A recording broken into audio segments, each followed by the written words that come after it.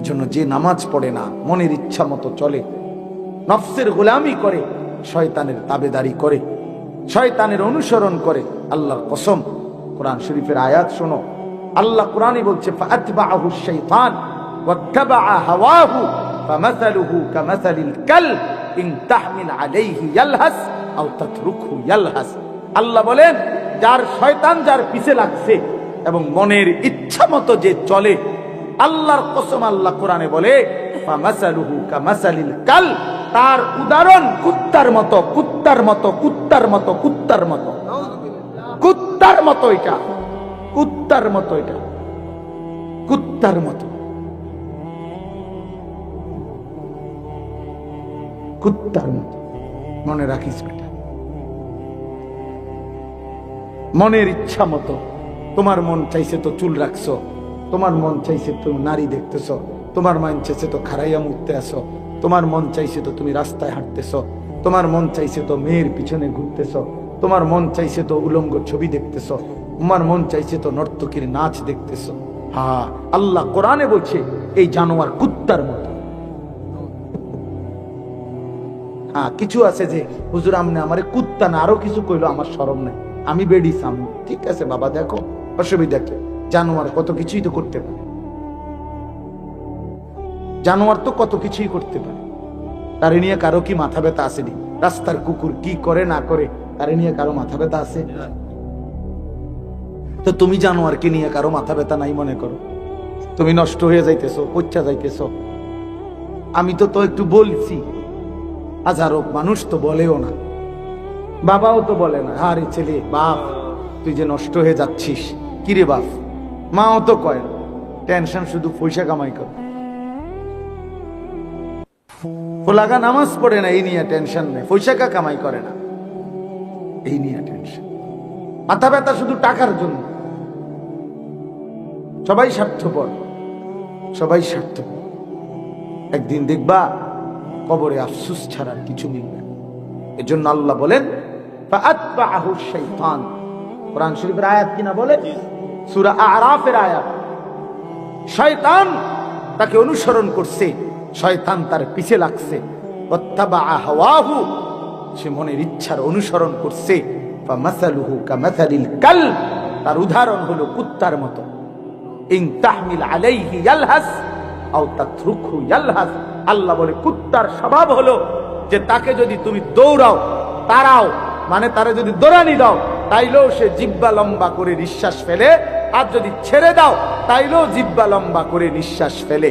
অর্থাৎ সে পেলেও জিহ্বা লম্বা করে, না পেলেও জিহ্বা লম্বা করে। তারে যে অবস্থাতে রাখো তার জিহ্বা লম্বা আর জোরে জোরে নিঃশ্বাস নেয়, এরকম এলো কুত্তার স্বভাব।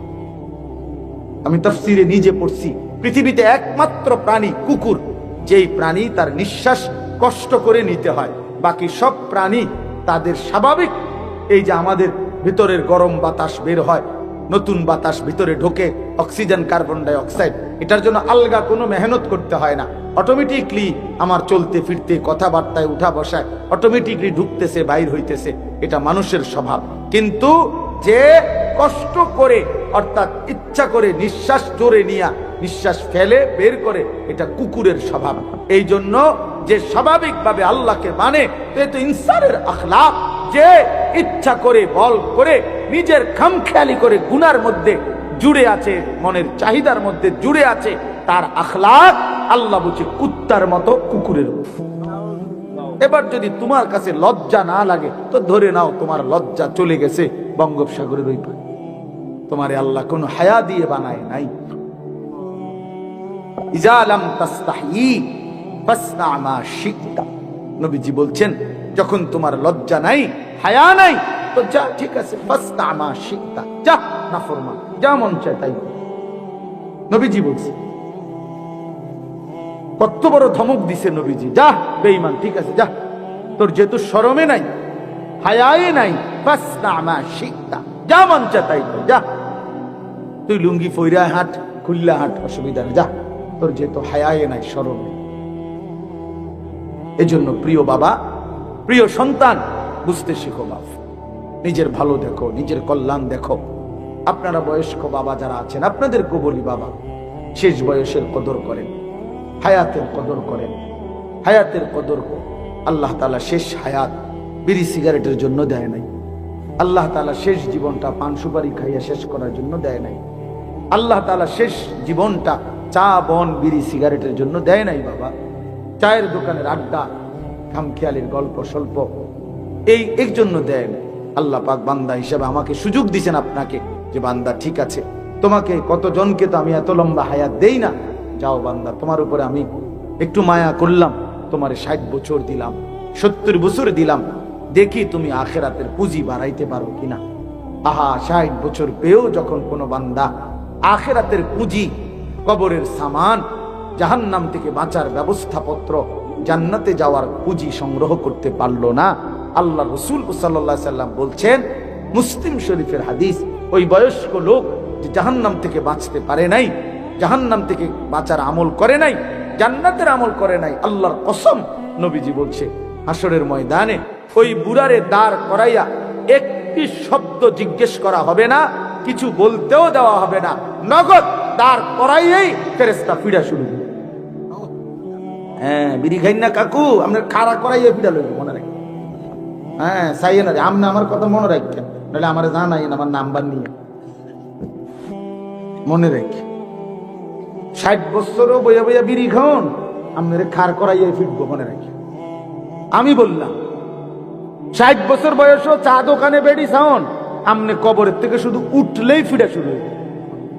হ্যাঁ, মনে রাখেন, নবীজি বলছেন হাসির ব্যাপার না, হাসির ব্যাপার না, লজ্জা থাকা উচিত ওই বুড়া মানুষের। 60 বছর বয়সের পরও যে এখনো নারী দেখে, ছবি দেখে, নাটক সিনেমা দেখে, টেলিভিশন দেখে, চা দোকানে আড্ডা দেয়, এই বুড়া মানুষটার কোনো লজ্জা শরম বলতে কিচ্ছু নাই, কিচ্ছু নাই, কিচ্ছু নাই। এটা জওয়ান ছেলের চাইতেও শরম কম এই বেটা, কারণ ওইটার তো বয়স কম, ওইটার গুণাও কম।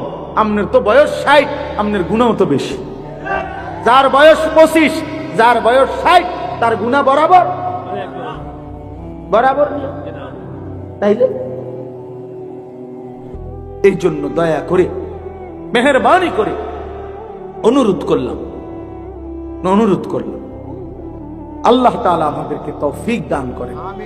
আমি যে আয়াতটা পড়ছি, এবার এই আয়াতের উপরে একটু কথা বলি, তাইলে আমার কথা শেষ হবে ইনশাআল্লাহ। আয়াতটা মূলত পড়ছি আলাইহি ওয়াসাল্লামের মেরাজ, এর উপরে একটু কথা বলার জন্য। নবী সাল্লাল্লাহু আলাইহি সাল্লামের মেরাজের ঘটনা মোটামুটি কম বেশি আমরা সবাই জানি, কাজেই আমি পুরা ঘটনা একবারে দাগ নম্বর, খতিয়ান নম্বর সহ সব বলা আমার এটা মাকসাদ না, আমার শুধু অল্প কয়েকটা ছোট্ট কথা বোঝানো মাকসাদ। রাসূলুল্লাহ সাল্লাল্লাহু আলাইহি ওয়াসাল্লাম, আমাদের প্রিয় নবীকে আল্লাহ তাআলা দুনিয়া এবং আখিরাত উভয় জাহানে অনেক সম্মান, ইজ্জত, মর্যাদা দান করছেন। দুনিয়াতেও অনেক সম্মান দিছেন, আখিরাতেও অগণিত সম্মান নবী সাল্লাল্লাহু আলাইহি সাল্লামের জন্য আল্লাহ তাআলা নির্ধারণ করে রাখছেন। এবং নবীজিকে আল্লাহ বলছে, বন্ধু ইন্না আ'তাইনাকাল কাউসার। এই শব্দের দুই অর্থ। এক অর্থ হলো হাসরের ময়দানে আপনাকে কাউসার নামে নির্ধারিত হাউজে কাউসার আমি আপনাকে দান করব। আরেকটা হলো আল খাইরুল কাসীর, আপনাকে আমি দুনিয়া আখিরাতের অগণিত কল্যাণ, খাইরে কাসীর দান করেছি। এই ইন্না আ'তাইনাকাল কাউসারের দুইটা। আল্লাহ তাআলা নবীজিকে বলছেন ওয়ারাফা'না লাকা যিকরাক, বন্ধু আমি ওয়াদা দিলাম সমস্ত সৃষ্টির উপরে আমি আল্লাহ আপনার আলোচনা, আপনার মর্যাদা, আপনার শান, আপনার ইজ্জত সবকিছুর ঊর্ধ্বে আমি আল্লাহ তুলে দিলাম, তুলে দিই। ইদা যুকিরতু যুকিরতা মাই, হাদিসে কুদসিতে আছে আল্লাহ এই আয়াতের ব্যাখ্যায় আল্লাহ তাআলা বলছে, বন্ধু এর অর্থ হইল কুল কায়নাতের মধ্যে আরশে আজিমের উপর থেকে নিয়ে শুরু করে সাতবক জমিনের নিচ পর্যন্ত আমার গোটা সৃষ্টি জগতের যেখানেই আমি আল্লাহর আলোচনা হবে, সেখানেই বন্ধু আমি ওয়াদা দিলাম আপনার আলোচনা হবে। ইজা যুকিরতু যুকিরতা মাই, আমি আলোচিত হলে আপনিও আলোচিত হবেন। আপনি আজান শুনে দেখেন, দেখবেন আমার নামও বলে, আপনার নামও বলে। আপনি ইকামত শুনে দেখেন, আমার নামও বলে, আপনার নামও বলে। আপনি নামাজের দিকে তাকায় দেখেন, আমার বান্দা আত্তাহিয়াতু লিল্লাহি আমার জন্য বলে, আল্লাহুম্মা সাল্লি আলা মুহাম্মদ, আপনার নামও বলে। আপনি কবরের দিকে তাকায় দেখেন, মুনকার নাকির দুইজন ফেরেশতা ওই কবরের লোকটাকে প্রশ্ন করতেছে, শুনে দেখেন কি কয়। আমার কথাও জিজ্ঞাসা করবে, আপনার কথাও জিজ্ঞাসা। জমিনের নিচেও আপনার আলোচনা, জমিনের উপরেও আপনার আলোচনা। আর শাজিবে আপনাকে আমি মেহমান বানাইলাম, মেরাজে আনলাম, এখানেও আপনার আলোচনা। কায়নাতের সর্বোচ্চ মাকামেও আমি আপনার আলোচনা উঠাইলাম। আমি জমিনের নিচে কবরে, সেখানেও আপনার আলোচনা উঠাইলাম, জমিনের উপরেও আপনার আলোচনা উঠাইলাম। মজার কথা হইল, আশ্চর্য একটা তথ্য আছে। গবেষক, মুসলিম গবেষক যারা, তাদের বক্তব্য হলো, এই পৃথিবীতে মহান আল্লাহ পাক রব্বুল আলামিন সময়ের একটা ধারাবাহিক আল্লাহ তাআলা সেটিং করছেন। আমরা এটা বুঝতাম না। যেমন আমাদের মনে করেন সারা বাংলা, সারা পৃথিবীতে এখন 9:42 বাজে, রাত 9টা এখন সবখানে না। কথার কথা, সৌদি আরব 3 ঘন্টা পিছনে, আরো 3 ঘন্টা কি আছে, পিছনে আছে। বাংলাদেশে আপনার সারা জেলায়, সারা বাংলাদেশের জেলার মধ্যে সেম টাইম না, 6 মিনিট 8 মিনিটেরও কি আছে, ডিফারেন্স আছে। 4 মিনিটের ডিফারেন্স আছে, 2 মিনিটের জেলাওয়ারি কি আছে, ডিফারেন্স আছে। সারা পৃথিবীতে একের উল্টাও আছে, কোথাও পূর্ণ রাত, কোথাও পূর্ণ দিন, একের উল্টা। কথা বুঝছেন কিনা? আছে। তাইলে পৃথিবীতে আল্লাহ তাআলা এই সময়ের এই সিস্টেম করলেন কেন? এটা কি করলেন? এটা অগোছালো। মুসলিম গবেষকরা বলছেন, আমি হযরত মাওলানা জুলফিকার আহমদ নকশবন্দি দামাত বারাকাতুহুল আলাইহি ওনার বয়ানে শুনছি। হযরত বলছেন যে আল্লাহ তাআলা সারা পৃথিবীর মধ্যে সময়টাকে এভাবে সাজিয়েছেন যে আল্লাহর জমিনে, সুবহানাল্লাহ, প্রতি মুহূর্তে, প্রতি মিনিটে কোথাও না কোথাও কোনো না কোনো নামাজের ওয়াক্ত হয়। সিস্টেম আল্লাহ এটা সাজাইছেন, সেটিং করছেন। এবার তার মানে জমিনে 24 ঘন্টা আল্লাহর জমিনের মধ্যে কোথাও না কোথাও আজান হয়, কোথাও না কোথাও ইকামত হয়। তার মানে 24 ঘন্টা আল্লাহ এবং তার রাসূলের আলোচনা উচ্চারিত, মানে থামে না। এটা সিস্টেম নাই, থামার সিস্টেম। মহান আল্লাহর আলোচনাও হয়, প্রিয় নবী সাল্লাল্লাহু আলাইহি সাল্লামের আলোচনা হয়। এমন আজিমুশান নবী আল্লাহ আমাদেরকে দান করেছে, আল্লাহ তাআলা আমাদেরকে দান করেছে। সুবহানাল্লাহ। এজন্য প্রিয় ভাই, আল্লাহ তাআলা আমাদের নবী সাল্লাল্লাহু আলাইহি সাল্লামকে দুনিয়ায় অনেক মর্যাদা দিয়েছেন, অনেক অনেক অনেক মর্যাদা। আমাদের উম্মতের জন্য নবীজির ভালোবাসায় আল্লাহ অনেক কিছু সহজ করে দিয়েছেন। আগে মুসা নবীর উম্মত কোনো নাপাক লাগলে কাপড়ের ওই অংশটুকু, যেটুকুর মধ্যে বীর্য পায়খানা লাগছে, ওইটা কাইটা ফেলতে হইতো কাপড়টা। এরপরে ওইটা আবার পরে তালু দিত। এই কাপড় কাইটা ধুইলে এরপরে পবিত্র হইতো, নাইলে পবিত্র হইতো না। আমাদের জন্য আল্লাহ তাআলা নবী সাল্লাল্লাহু আলাইহি সাল্লামকে বলছে, বন্ধু না, আপনার জন্য আমি সহজ করে দিলাম, আপনার উম্মতের জন্য সহজ করে দিলাম। ওইটুকু কাপড় কাটতে হবে না, বরং এমনিতেই 3 বার পবিত্র করে বিসমিল্লাহর সাথে ধুয়ে নিলে আমি আল্লাহ পবিত্র ঘোষণা আসান করে দিলাম। আগে যুদ্ধে কাফেরদের মোকাবেলায় যখন যুদ্ধ করতো ইমানদাররা, তো যুদ্ধে বিজয় লাভ করলে যে গনিমতের মাল পাইতো কাফেরদের, সেগুলো খাওয়ার অনুমতি ছিল না আগের নবীদের আমলে ইমানদারদের জন্য। আমাদের নবীর বেলায় এসে আল্লাহ বলছে, বন্ধু, আপনার সম্মানে আমি আপনার উম্মতের জন্য গনিমতের যুদ্ধলব্ধ মাল, যেটা কাফেরদের সাথে যুদ্ধ করে অর্জিত হয়, সেটা 100% হালাল হিসাবে ঘোষণা দিলাম। আগে নবীদের আমলে কোরবানি করলে, কোরবানির প্রাণী খাওয়ার অনুমতি ছিল না। আগে নির্দিষ্ট জায়গায় রাখতে হইতো, আল্লাহর পক্ষ থেকে আগুন আইসা কোরবানিটাকে জ্বালায়া দিত। বিকুরবানিন তাকুলুহুন নার, কোরআন শরীফে আছে। আগুন আইসা খাইয়া ফেলতো, মানে পুরাইয়া ফেলতো। এটা ছিল আগে নিয়ম। আল্লাহ তাআলা আমাদের নবীকে বললেন, বন্ধু, আপনার সম্মানে আপনাকে আমি ইজ্জত দিলাম, আপনার সম্মানে আপনার ইমানদার উম্মতের জন্য আমি আল্লাহ অনুমতি দিলাম কোরবানি করার পর, ফাকুলু মিনহা ওয়া আতইমুল বাঈসাল ফাকির, তোমরাও খাও, অভাবী দুস্থ অসহায় কেউ খাওয়াও। হালাল করে দিল, হালাল। আগের নবীদের আমলে কোন ইমানদাররা আল্লাহর ইবাদত সেজদা করতে হইলে, নামাজ পড়তে হইলে তাদের জন্য যেটুকু নামাজের বিধান ছিল আল্লাহর ইবাদতের সেজদার, তাদের জন্য নিয়ম ছিল আগে প্রত্যেক নবীর উম্মতের জন্য ইবাদতের নির্দিষ্ট ঘর বানাইতে হইতো। মানে মসজিদ ঘর না বানাইয়া ইবাদতের নির্ধারিত জায়গা ঠিক না করে সেজদা দেওয়ার অনুমতি ছিল না যত্রতত্র। আগে ছিল এটাই নিয়ম। আল্লাহ তাআলা আমাদের নবীকে বললেন, বন্ধু আপনার সম্মানে, আপনার ইজ্জতে, আপনার উম্মতের জন্য আমি গোটা জমিন পুরাটা সেজদার জায়গা বানাই, যেখানেই ওয়াক্ত হবে সেখানেই সেজদা, নামাজ আদায় হয়েছে।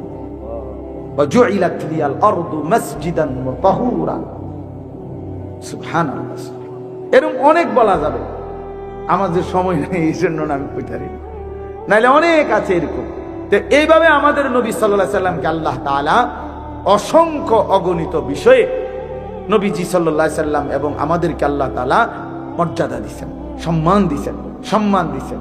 তো এই যে বিভিন্নমুখী সম্মান নবীজিকে আল্লাহ তাআলা দান করছেন, তন্মধ্যে আমাদের নবী সাল্লাল্লাহু আলাইহি সাল্লামের সর্বশ্রেষ্ঠ একটি মর্যাদা, সম্মান মেরাজ। বলেন আলহামদুলিল্লাহ। আল্লাহর নবী সাল্লাল্লাহু আলাইহি ওয়াসাল্লাম মক্কায় যখন ইসলাম প্রচার করতেছিলেন, 10 বছর ইসলাম প্রচার করার পরে 40 থেকে 50 মানে 10 বছর, এই 50 বছর নবীজির বয়স, 10 বছর টানা মক্কার কাফেরদের কাছে যখন ইসলাম প্রচার করছেন, মক্কাবাসী কাফেররা নবীজির উপরে গ্রহণ করছে তো কম, কিন্তু জুলুম অত্যাচার বিরোধিতা করছে বেশি। 10ম বছর নবীজির চাচা আবু তালেব ইন্তেকাল করছে। 5 দিন পরে নবীজির স্ত্রী খাদিজা রাদিয়াল্লাহু তাআলা আনহা তিনিও ইন্তেকাল করছে। চাচা এবং স্ত্রীর মৃত্যুতে নবীজি খুব শোকাহত হয়েছেন। কাফেররা জুলুম অত্যাচার নির্যাতন আগের চাইতে 10 গুণ বাড়ায় দিছে। নবীজি তখন ওনার একমাত্র পালক পুত্র হযরত যায়েদ ইবনে হারেসা রাদিয়াল্লাহু তাআলা আনহু ওনাকে নিয়ে এই 10 বছর পরে 11তম বছর নবুয়তের, মানে নবীজির বয়স তখন 51, নবীজি তখন পার্শ্ববর্তী তায়েফ নগরীতে গেছেন ইসলামের দাওয়াত দিতে। সেখানে তিনি কিছুদিন লাগাতার কালেমার দাওয়াত দিয়েছেন, কিন্তু দুর্ভাগা তায়েফবাসী একজনও আল্লাহ নবী সাল্লাল্লাহু আলাইহি সাল্লামের হাতে কালেমা পড়ে নাই, বরং সবাই মিলে নবী সাল্লাল্লাহু আলাইহি সাল্লামকে বাচ্চাদেরকে লাগাইয়া দিয়া ওই নেতাগুলো বলে দিছে যে এই মুহাম্মদ নামের এই লোকটা নাউজুবিল্লাহ পাগল, তারে যত মারো পাথর মেরে তাড়ায়। ছেলেরা তো নেতার আদেশ পাইয়া আর কি, নেতাগুলো তো কোবাইয়া লাগে, কথা বুঝছেন না? তো ওই সময়ও তো এই কর্মী রুমে তো বুঝছেন না কথা, তো এরা অঝরে আল্লাহ নবী সাল্লাল্লাহু আলাইহি সাল্লামকে পাথর মারছে, পাথর মেরে মেরে নবীজিকে তাড়ায় দিছে তায়েফের সীমানাতে। হযরত যায়েদ বলেন, আল্লাহ নবী সাল্লাল্লাহু আলাইহি সাল্লামের পবিত্র দেহ থেকে এত বেশি পরিমাণ রক্ত ঝরছে যে রক্তের কারণে পায়ের জুতা পায়ের তালুর সাথে জমাট বাইধা গেছে। উনি বলেন, আমি খুলতে পারতেছিলাম না নবীজির জুতা মুবারক। এবং হযরত যায়েদ বলেন, নবীজির পবিত্র গায়ের রক্ত আমি আমার গায়ে মুছতেছিলাম, মাখতেছিলাম, নবীজির এত রক্ত ঝরছেন। এই রক্ত মাখা ব্যথিত দিল নিয়ে আল্লাহ নবী সাল্লাল্লাহু আলাইহি ওয়াসাল্লাম মক্কায় ফিরে আসছেন 11 বছর শেষের পথে। এই সময় যখন মক্কায় আবার ফিরে আসছে তায়েফ থেকে, মক্কার মানুষ গত 11 বছরের চাইতে বেশি বিদ্রুপ, ঠাট্টা, টিটকারি, মস্কারি নবীজিকে করা শুরু করছে। বলতে লাগছে, মুহাম্মদ আসলেই তোমার কোনো ইজ্জত নাই, সম্মান নাই, মর্যাদা নাই। তুমি বলো সব সময় তোমার সাথে নাকি আল্লাহ আছে, কই? তোমার আল্লাহ নাকি তোমাকে অনেক ভালোবাসে, কই ভালোবাসে? তোমারে আমরাও তাড়ায় দিলাম, গেলা তায়েফে, সেখানে শেষ পর্যন্ত বাচ্চারা তোমারে পাথর মারে, তাইলে আর তোমার ইজ্জত? শুধু ফুলাইনে যারে মারে তার আর সম্মান কি? এই কথাগুলো যখন নবীজিকে রাস্তার গলিতে গলিতে কাফেররা বলতেছিল, তো ভেবে দেখেন বাবা, নবীজির কলিজার মধ্যে তখন কেমন লাগতেছে। আল্লাহ নবী সাল্লাল্লাহু আলাইহি সাল্লামের ব্যথা ভরা দিল, আবার গাওটাও রক্তাক্ত, শরীরটাও ভাঙ্গা, দিলটাও ভাঙ্গা। এই অবস্থায় মহান আল্লাহ পাক এই যখন কাফেরদের বিদ্রুপ ঠাট্টা বেড়ে গেছে, আল্লাহ তাআলা একদিন জিব্রাইলকে এই 11তম বৎসরের পরে আল্লাহ নবীজিকে জিব্রাইলকে পাঠাই আল্লাহ বললেন, জিব্রাইল যাও, অনেক হয়েছে, আমার বন্ধুরে এবার আমার কাছে নিয়ে আসো।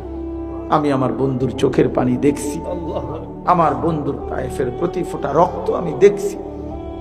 যাও জিবরাইল, বেঈমানরা বলতেছে আমি নাকি আমার বন্ধুকে ইজ্জত দেই নাই, সম্মান দেই নাই। আজ আমি পৃথিবীবাসীকে দেখাবো সম্মান কাকে বলে, ইজ্জত কাকে বলে। যাও জিবরাইল, আমার বন্ধুকে আনো, আমি আরশে আজিমে আমার মেহমান খানায় নিয়ে আসো, আমি নিজ হাতে বন্ধুর রক্ত মুছে দেব, চোখের পানি মুছে, চোখের পানি মুছে দেব। যাও, আমি আদর করব বন্ধু, আমি ভালোবাসা দেব, আমার দোস্তকে নিয়ে আসো। আল্লাহ নবী সাল্লাল্লাহু আলাইহি সাল্লাম জিবরাইল বোরাকে চড়িয়ে, আমি সংক্ষেপে বললাম, বোরাকে চড়িয়ে মসজিদ আকসা থেকে 7 আসমানের ঊর্ধ্বে আরশে আজিমে মহান আল্লাহ পাকের কাছে নিয়ে গেলেন। আল্লাহ তাআলা তখন বললেন, বন্ধু জানেন আপনি এখন কোথায় আসছেন? তা আল্লাহ তাআলা বললেন, বন্ধু আপনাকে এখন আমি যেখানে দাঁড় করাইলাম, আপনার কদমের নিচে আমার গোটা মাখলুক, আমার গোটা সৃষ্টি আপনার পায়ের নিচে, আপনার মাথার উপরে সৃষ্টি বলতে আর কিছু নাই, উপরে এখন আছি শুধু আমি আল্লাহ।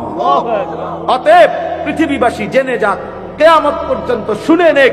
আপনাকেও বন্ধু সান্ত্বনা দিলাম, আপনার মর্যাদা আপনি এবার শুনে নেন, বুঝে নেন যে আমি আল্লাহর পরে গোটা সৃষ্টির ঊর্ধ্বে আপনি রাসূলের মর্যাদা।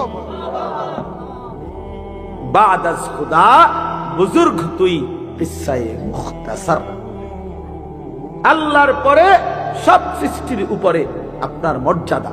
এটাই খুলাসা, এটাই সারাংশ। আল্লাহ তাআলা এইভাবে নবীজিকে আপনার সম্মানিত করলেন, সর্বোচ্চ ইজ্জতের সর্বোচ্চ মাকাম। তিনি যেমন আল্লাহ তাআলার সৃষ্টির শেষ মাকাম যেটা, সেখানে নিয়ে গেলেন। কাকে নিয়ে গেলেন? যিনি আম্বিয়াদের মধ্যে শেষ, তিনি খাতামুন নবিয়্যিন, তিনি সমস্ত আম্বিয়াদের আখিরি নবী। আল্লাহ বলেন মর্যাদারও আখিরি মাকামে আমি আপনাকে নিয়ে গেলাম, এর চাইতে শেষ আর কোনো মাকাম নাই। আপনি যেমন আখিরি নবী, আপনার ইজ্জত হবে আখিরি মাকামে, সর্বোচ্চ মাকামে নিলেন, সর্বোচ্চ মাকামে নিলেন। হ্যাঁ, আল্লাহ তাআলা বললেন এবার যত উপরে ওঠে মানুষ চারদিকে বেশি দেখা যায়, তা আল্লাহ যেন বললেন, বন্ধু আরশে আজিমে দাঁড়িয়ে এবার আপনি চারদিকে তাকান, আমার গোটা সৃষ্টি দেখতে পাবেন। দেখেন, দেখছেন তো? নবী যেন বলছে হ দেখছি। তা আল্লাহ তাআলা বলেন, তাহলে শুনেন, এবার দ্বিতীয় মর্যাদা শুনেন। এক তো কইলাম আপনার মাকাম আমি আল্লাহর পরে সব সৃষ্টির উপরে, এবার দ্বিতীয় সম্মানটা শুনেন। সেটা হলো এই যে আমার সৃষ্টি জাহান দেখলেন, এই সবটার যে টুকের রব আমি আল্লাহ, ওইটুকুর রহমত আপনি মুহাম্মদুর রাসূলুল্লাহ। আমি রব্বুল আলামিন, আপনি রাহমাতুল লিল আলামিন। এক শব্দ ব্যবহার করছে, রব্বুল আলামিন নিজের জন্য ব্যবহার করছে, তো বন্ধুর জন্য ব্যবহার করছে রাহমাতুল লিল আলামিন, রাহমাতুল লিল আলামিন। কি আজিমুশ শান মর্যাদা আছে। মোহাম্মদ হামিদে হামদে খুদা বস, खुदा मदहे आफरी मुस्तफा बस, मोहम्मद अज तुम्ही खाहम खुदारा, खुदाया अज तु हुब्बे मुस्तफा। মানে কি? মানে হইলো আল্লাহর প্রশংসায় নবীজি যা কইছেন তাই যথেষ্ট, নবীর প্রশংসায় আল্লাহ যা করছেন তাই যথেষ্ট। আমি বই বই ঠেলা ঠেলি করে নবীর লইয়া ঠেলে ধাক্কায়, এতেরে গাইল্লা, এতেরে ওয়াহাবি কয়, এই তেরে কয় চিনছে না বেড়া। আমরা কেউই তো চিনছি না বেটা। আমরা যে যা নবীর সম্মান বলি, এর চাইতে কোটি কোটি কোটি কোটি গুণ ঊর্ধ্বে তার মর্যাদা। পাত্তা আসেনি আমার, কইবেন না নবীর ইজ্জত বলবেন না মিয়া, নবীজির সম্মান বলবেন না, ডাক্কান কি বইয়া বইয়া লরে কোয়া। নবী সাল্লাল্লাহু আলাইহি সাল্লামের ভালোবাসা, দুই ডেক জিলা খিচুড়ি, 2 ডেক বিরিয়ানি, 4 জিলাপি, সবাই 4টা জিলাপি দিচ্ছেন। নবীজির মর্যাদা আদায় হয়ে গেছে না? এত সস্তা মনে করছেন? আল্লাহ তাআলা যাকে সর্বোচ্চ মর্যাদাবান করেছেন, তিনি আমার আপনার ধারণার চাইতো কোটি গুণ ঊর্ধ্বের মর্যাদাবান। গোটা তাম সৃষ্টি আল্লাহ নবী সাল্লাল্লাহু আলাইহি সাল্লামের মর্যাদার আন্দাজে করতে পারেন, আন্দাজে খবরে নাই আমাদের তিনি কত ঊর্ধ্বে। এই জন্য প্রিয় বন্ধু, এবার আসেন শেষ কথা আমার, আমি যেই কথাটা বলার জন্য এই মেরাজের এই শেষ কথাটা বলতে চাই, সেটা হলো আল্লাহ নবী সাল্লাল্লাহু আলাইহি সাল্লামকে যখন আল্লাহ তাআলা এই সর্বোচ্চ মাকামে নিলেন, মেরাজে নিলেন, তো আল্লাহ নবী সাল্লাল্লাহু আলাইহি সাল্লাম বললেন, মাওলা আপনি আমাকে সম্মান দিছেন, চোখের পানি মুছে দিছেন, আমার রক্তের দাগ মুছে গেছে মাওলা, আমি খুশি। আমার গত 1 বছরের পাথরের আঘাত, 11 বছরের কষ্ট, নির্যাতন, জুলুম, কাফেরদের মন্দ গালি গালাজ সব ভুলে গেলাম, সব ভুলে গেলাম। আমি তো আপনাকে দেখলাম, আমি আপনার দরবারে আসলাম, আমি আপনার দুয়ারে আসলাম। এখন মাওলা আমি যে আবার ফিরে যাব জমিনে, আমার উম্মতের জন্য কি দিবেন?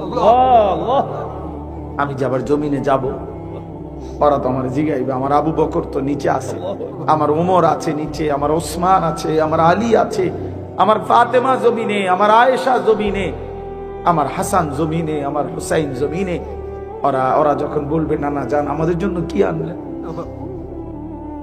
আপনি আমার উম্মতের জন্য কি দিলেন? আল্লাহ তাআলা বললেন, হ্যাঁ বন্ধু, আমি জানতাম আপনি চাইবেন, আমি জানি আপনি সেই নবী যে নবী জীবনের 1 মিনিট কোনোদিন আপনি উম্মতকে বলেন নাই, এমন নবী আপনি। আমাদের নবী সেই নবী যিনি কবরেও ভুলে নাই, আখিরাতেও ভুলে নাই, কখনোই ভুলেন, কখনোই ভুলবেন। তো আল্লাহ তাআলা বললেন, বন্ধু, প্রিয় ভাই, আমার ছেলেরা, আমার বাপ, আমার এই মহব্বতের শেষ কথাটা শোনো। আল্লাহ তাআলা বললেন, বন্ধু, আজকে 11 বছর আমি আল্লাহ আপনার কাছে কোরআন নাজিল করেছি। আপনি জানেন আমি জিব্রাইল পাঠাইয়া পাঠাইয়া কোরআনের আয়াত নাজিল করেছি, কত বিধান, কত আহকাম, কত আয়াত আমি আপনার কাছে গত 11টি বছর জমিনে পাঠাইছি। কিন্তু আপনি জানেন আমি আল্লাহ একটা আমল আমি আজকে 11টি বছর আমি ইচ্ছা করে আমার কাছে রাখছি। আমি সিদ্ধান্ত নিছিলাম বন্ধু, যেদিন আপনাকে আমি আল্লাহ সর্বশ্রেষ্ঠ মর্যাদা দান করব, সেদিনই আপনার উম্মতের জন্য সর্বশ্রেষ্ঠ আমলটা আমি আল্লাহ আমার কুদরতি নিজ হাতে আপনার পবিত্র হাতে তুলে দেব। এটা আজ হইল, আজ আপনার মর্যাদা হয়েছে সর্বোচ্চ, আজ আপনার উম্মতের জন্য আমলও দিলাম সর্বোচ্চ, এটাই 5 ওয়াক্ত নামাজের হাদিয়া। আজ আমি আমার নিজ হাতে, আমি এতদিন জিব্রাইল দিয়ে 11 বছর আমার আয়াত পাঠাইছি, আমার কথা পাঠাইছি, আজ আমি জিব্রাইলকে রাখি নাই আমার এখানে।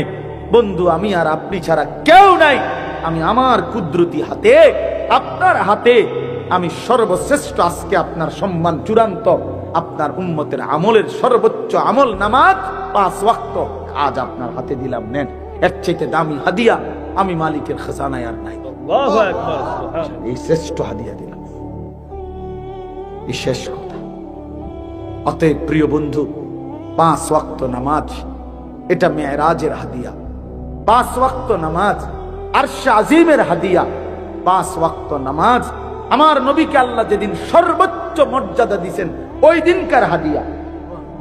যেদিন তার মর্যাদা সর্বোচ্চ হয়েছে সেদিন উম্মতের জন্য আমলও দিয়েছে কি? নামাজের চাইতে সর্বোচ্চ আমল আছে কিছু?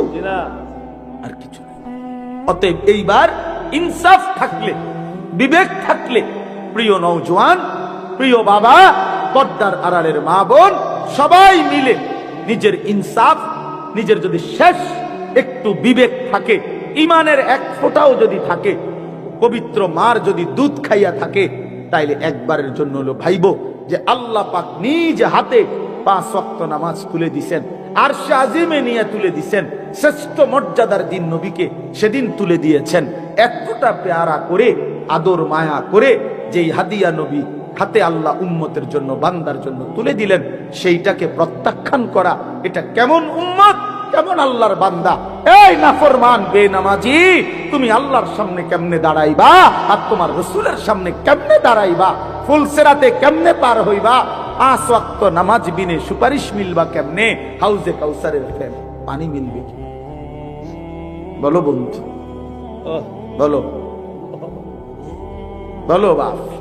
অতএব নিজের উপরে দয়া করে রহম করেন, নিজেই ফয়সালা নেন, নিজেই ফয়সালা। আবার ওই আগের কথা মনে রাখেন, মনের ইচ্ছা মতো চলা এ তো জানোয়ারের জিন্দিগি, আর আল্লাহ এবং তার রাসূলের মর্জি মতো চলা এ তো মুমিনের জিন্দেগি, জান্নাতি বান্দার জিন্দেগি।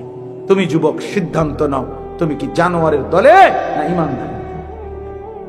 তুমি ফয়সালা তোমার হাতে ছেড়ে দিলাম, কোনো অসুবিধা নাই। তোমার ঘরে তুমি ফিরবা, আমার ঘরে আমি ফিরবো। তোমার কবরে তুমি যাইবা, আমার কবরে আমি যাইব। আল্লাহ তাআলা আমাদের প্রত্যেককে আজকে এই মেরাজের এই ঘটনাটা, নবীজির এই কথা শুনে আমাদের দিলের মধ্যে একটু হলেও অনেক শান্তি লাগছে না? কথা বলেন না কেন? তাইলে আমরা নিয়ত করি যে আমরা 5 ওয়াক্ত নামাজ পড়বো ইনশাআল্লাহ। বলো বাবা, বলো ইনশাআল্লাহ। হিম্মত করো যুবক, হিম্মত করো। হিম্মত না করলে পারতাম। মানুষ হিম্মত করতে হয়, মানুষ অন্তরে আগে একটা বোঝাপড়া করতে হয়। প্রত্যেক মানুষ ছোট বড় যেই কোনো কাজের জন্য মনে আগে একটা পরিকল্পনা করে যে আমি এখন খানা খাবো, আমি এখন নাস্তা করব, আমি এখন ঘুমাবো, আমি এখন কামাই রোজগারের জন্য বাহিরে যাব, আমি এই 1 মাসের ভিতরে চেষ্টা করব কমপক্ষে 3000 টাকা ব্যবস্থা করতে, আমি এই 3 দিনের মধ্যে চেষ্টা করব যেন আমার এই ফলাফল পরীক্ষার রেজাল্ট ভালো করার জন্য পড়ালেখা করতে। তাহলে প্রত্যেকটা মানুষ তার অন্তরে কোনো না কাজের, কোনো না কোনো কর্মের, ছোট হোক সামান্য, আগে অন্তরে পরিকল্পনা করে, এরপরে কাজে নেমে পড়ে। অতএব আমরাও যদি সিদ্ধান্ত নেই আমি 5 ওয়াক্ত নামাজ পড়বই পড়বো, ইনশাআল্লাহ তুমি পারবা, তুমি পারবা, বাবা পারবেন, নারীরাও পারবে, পুরুষরাও পারবে, ছেলেরাও পারবে। অতএব আমরা নিয়ত করতে পারি তো ইনশাআল্লাহ। আল্লাহ তাআলা নওজোয়ানদের এই মাহফিল এবং সবার এই সম্মিলিত মাহফিল, জামে মসজিদের এই মাহফিল আল্লাহ কবুল করেন, আমিন। সুবহানাল্লাহি ওয়া বিহামদিহি, সুবহানাকাল্লাহুম্মা বিহামদিকা, আলহামদুলিল্লাহি রাব্বিল আলামিন। মাওলায়ে কারীম আপনি মাফ করে দেন, আয় আল্লাহ আপনি মাফ করে দেন, মেহেরবান মাওলা আপনি মাফ করে দেন, আয় আল্লাহ সমস্ত কবরবাসীদেরকে মাফ করে দেন, কিয়ামত পর্যন্ত কবরের আযাব মাফ করে দেন। আমরা যারা বেঁচে আছি আমাদেরকে ঈমান আমল দান করেন, সেজদাওয়ালা কপাল দান করেন, কাঁদনেওয়ালা চোখ দান করেন, জিকিরওয়ালা জবান দান করেন, মহব্বতওয়ালা দিল দান করেন, বন্দিগিওয়ালা জীবন দান করেন। আয় আল্লাহ জীবনটা সুন্দর করে দেন, আগামী হায়াত কাজে লাগাবার তৌফিক দান করেন। আমার এই কিশোর তরুণ নওজোয়ান ছেলেগুলোকে কবুল করে নেন মাওলা, ছেলেগুলোকে নামাজি বানিয়ে দেন, চরিত্রবান বানিয়ে দেন, উত্তম আখলাকওয়ালা বানিয়ে দেন, মুসলমান বানিয়ে দেন, মোমেন বানিয়ে দেন, নেককার বানিয়ে দেন। আমার বাবা চাচা বয়স্কদেরকে আরো বেশি নেক আমলের তৌফিক দান করেন, মা বোনদেরকে পর্দা পুশিদা দান করেন, ওলামায়ে কেরামকে আল্লাহ উম্মতের দরদ এবং ফিকির দান করেন। আয় আল্লাহ আজকের এই মাহফিল খানা কবুল করে নেন। আল্লাহ মাহফিলের সমস্ত দান সহযোগিতা ভালোবাসা সব আপনি কবুল করে নেন। জামে মসজিদ আপনি কবুল করে নেন। মসজিদের প্রথম থেকে এই পর্যন্ত যাবতীয় দান সাদাকা বুদ্ধি পরামর্শ সব আপনি উত্তম ভাবে কবুল করে নেন। ইমাম খতিব মুয়াজ্জিন মুসল্লি কমিটি এলাকাবাসী সকলকে কবুল আর মনসুর করে নেন। আল্লাহ এই মাহফিল খানা কায়েম দায়েম করে দেন। আল্লাহ অসুস্থ বিমারি যারা শিফা করে দেন, প্রত্যেকের কামাই রুজিতে হালাল বরকত দান করেন। প্রবাসী বিদেশের জমিনে যারা সহি সালামতে নিরাপদে রাখেন মাওলা, আমার দেশকে নিরাপদ করে দেন। আয় আল্লাহ আমার দেশকে নিরাপদ করে দেন। আগামী 31শে জানুয়ারি, 1 ফেব্রুয়ারি, 2 ফেব্রুয়ারি বিশ্ব ইজতেমা আপনি কবুল করে নেন, আপনি কবুল করে নেন, আপনি কবুল করে নেন। আল্লাহ আমাদের সকলকে অংশগ্রহণ করার তৌফিক দান করেন। ফিলিস্তিনের মজলুম মুসলমানকে বিজয় দান করেন, ইসরায়েলের ইহুদি বেঈমানদেরকে ধ্বংস করে দেন। আল্লাহ কালেমার বিজয় দান করেন, হকের বিজয় দান করেন, ঈমানের বিজয় দান করেন। আল্লাহ এই যুবক ছেলেগুলোকে আগামী দিনের ইসলামের জন্য কবুল করে নেন। আগামীর কালেমার পতাকা যেন এরা উড়াইতে পারে, আপনি এমন হিম্মত, এমন সাহস, এমন ঈমান এদেরকে দান করেন। রব্বির হামহুমা কামা রব্বায়ানি সগীরা। সুবহান রাব্বিকা রব্বিল ইজ্জাতি